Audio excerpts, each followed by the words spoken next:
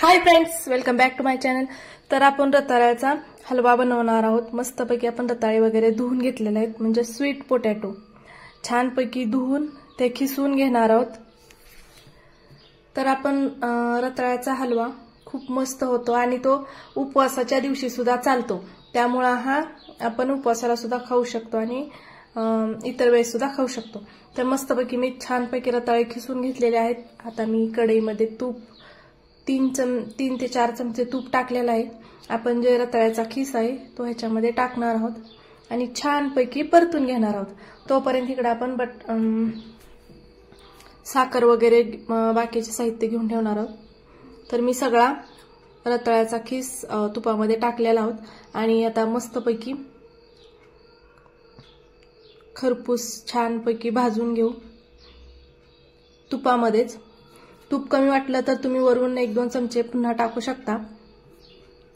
तर हा बघा मस्तपैकी असा तुपात सगळं मिक्स करायचा आणि आता ह्याच्यामध्ये आपण थोडीशी साखर, तुम्ही आपल्या गोड ह्याच्या आवडीनुसार टाकू शकता साखर।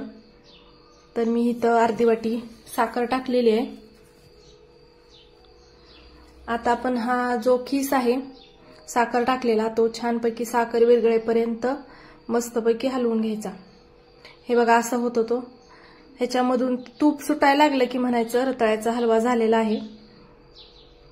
तर बघा किती मस्त आणि छान झालेला, उपवासा दिवशी आपण खाऊ शकतो, इतर वेळेस सुद्धा खाऊ शकतो। मस्त असा तुम्ही सुद्धा नक्की ट्राय करा आणि कसा होतोय ते पण बघा, नवीन काहीतरी होईल आणि उपवासाला सुद्धा तुम्ही खाऊ शकता। तुम्ही भगर शाबू वगैरे खाऊन बोर झालेला असेल तर हा तुम्ही हलवा ट्राय करू शकता।